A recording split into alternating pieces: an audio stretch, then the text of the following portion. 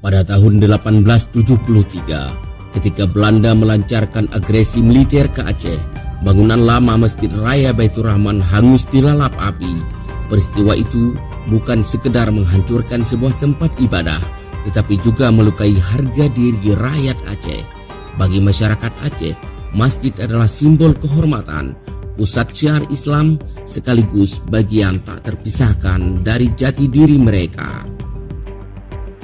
Beberapa tahun kemudian, pemerintah kolonial Belanda membangun kembali Masjid Raya Baitur Rahman sebagai upaya meredakan perlawanan rakyat Aceh. Pada awalnya, pembangunan itu mendapat penolakan karena dianggap sebagai bagian dari strategi politik penjajah. Namun seiring berjalannya waktu, pandangan tersebut perlahan berubah.